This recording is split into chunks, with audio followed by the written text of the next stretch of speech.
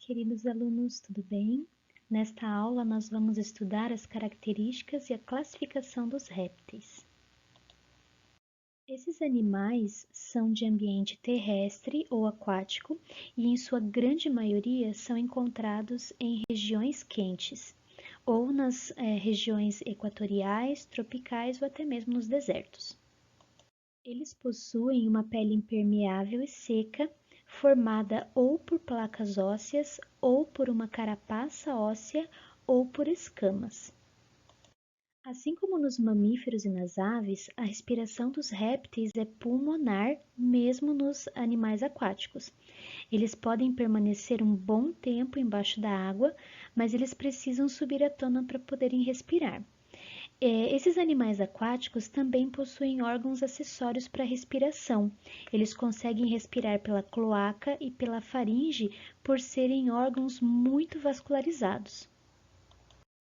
Outra semelhança com as aves é que esses animais possuem uma espécie de bolsa no final do intestino chamada cloaca, onde desembocam o sistema digestório, o urinário e o reprodutor. Portanto, é por aí que saem as fezes, a urina e os ovos, e é também por onde ocorre a cópula e a fecundação da fêmea. Os répteis são animais chamados de ectotérmicos, porque eles não produzem o seu calor internamente e não conseguem manter constante a sua temperatura. A sua temperatura vai variar de acordo com a temperatura do ambiente, por isso que eles são chamados de animais de sangue frio. A grande maioria dos répteis são ovíparas, ou seja, eles põem os seus ovos dentro de ninhos na terra, né? Eles saem da água para construir os seus ninhos na terra, para os aquáticos, e os terrestres também fazem os seus ninhos, põem os seus ovos e deixam que eles sejam chocados ali com o auxílio do calor do sol. Porém, existem algumas espécies que são ovovivíparas, ou seja, elas chocam os ovos dentro do corpo e pouco tempo antes de botarem os ovos, esses ovos se quebram e liberando os filhotes para que eles possam nascer já fora dos ovos. E os répteis são divididos em 5 grupos, em 5 classes. Né? Nós temos os quelônios, que são as tartarugas, jabutis e cágados. Nós temos também os crocodilianos, que são os jacarés, crocodilos e o gavial. Os rincocéfalos, que são as tuataras. Os lacertílios, que são os lagartos, as lagartixas e a cobra de vidro. E os ofídeos, que compreendem o grupo das cobras. Então, a partir de agora, nós vamos falar um pouquinho mais sobre cada um desses grupos. Então, agora nós vamos falar um pouco mais e vamos conhecer algumas características dos quelônios. Os quelônios possuem uma carapaça dorsal, ou seja, uma carapaça na parte das costas e também uma placa achatada na parte ventral, na parte inferior. Tá? A coluna vertebral desses animais é fundida na carapaça, portanto, essa carapaça faz parte do esqueleto deles. Bom, então, como eu falei para vocês, dentro do grupo de quelônios nós temos algumas espécies diferentes, né? Alguns grupos diferentes também. Um desses grupos é o grupo dos jabutis, que são animais terrestres, eles têm uma carapaça mais alta, um corpo mais alto, né, do que os outros quelônios. As patas deles são semelhantes a patas de elefante, porque elas são adaptadas a eles caminharem na terra. E esses animais, eles têm um hábito alimentar bem variado, eles são onívoros, eles podem se alimentar tanto de vegetais quanto de outros animais.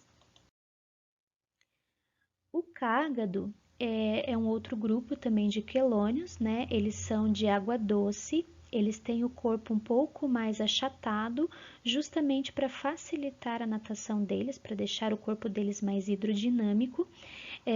Entre os dedos também das patinhas, eles têm uma membrana que também auxilia na natação deles. e esses animais são animais carnívoros. Já as tartarugas, né, são quelônios um pouco maiores, né, também com o corpo mais achatado para facilitar a natação, e as suas patas elas são diferenciadas, elas têm o formato de remos, elas não possuem dedos, né? Então essas patas em forma de remo também auxiliam muito na sua natação. E esses animais também podem se alimentar tanto de algas quanto de outros animais, como por exemplo a água-viva. E os crocodilianos, então, são os jacarés, crocodilos e o gavial, como eu comentei com vocês. O revestimento do corpo desses animais é formado por placas ósseas que conferem uma proteção para eles, tá?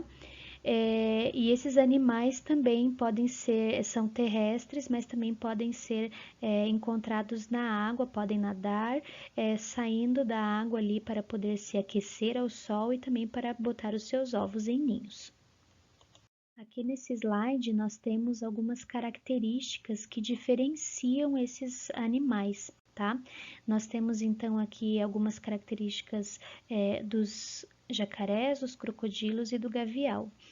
A gente pode perceber aqui que os jacarés, eles têm um focinho mais curto e quando eles estão de boca fechada, a gente consegue ver apenas os dentes superiores para fora, né? Já os crocodilos, eles são animais maiores, têm um focinho mais alongado e quando eles estão de boca fechada, é possível ver tanto os dentes superiores quanto os dentes inferiores, alguns dentes, né, superiores e os outros inferiores. E os gaviais, eles são répteis com um focinho mais afilado, né? Mais compridinho, mas mais afilado. E quando ele fecha a boca, também é possível ver a grande maioria dos seus dentes. O grupo dos ricocéfalos é representado apenas pela tuatara, que é encontrada na Nova Zelândia. Esse animal ele é muito semelhante aos lagartos, mas eles possuem uma fileira de espinhos eréteis na parte das costas, né, na parte dorsal. E também por eles serem semelhantes a fósseis de répteis, eles são considerados fósseis vivos. Os lacertílios são representados pelos lagartos, pelas lagartixas e pela cobra de vidro. Esses animais são cobertos por escamas e eles possuem um corpo comprido e a cauda longa. Eles podem ser herbívoros, onívoros ou carnívoros. Apesar de a gente levar um susto quando a gente vê uma lagartixa correndo na parede, a gente não precisa se preocupar porque elas são inofensivas e elas vivem dentro de casa sim. Elas são carnívoras e, portanto, elas ajudam no controle de alguns insetos, de aranhas que possam estar presentes na nossa casa, né? E na parte inferior dos seus dedos existem umas lamínulas transversais que são semelhantes a ventosas, e isso faz com que ela consiga se deslocar pelas paredes sem cair. E o grupo dos ofídeos abrange todas as cobras. Esses animais são cobertos também por escamas, assim como os lacertílios, né? Só que elas não possuem patas, são ápodes.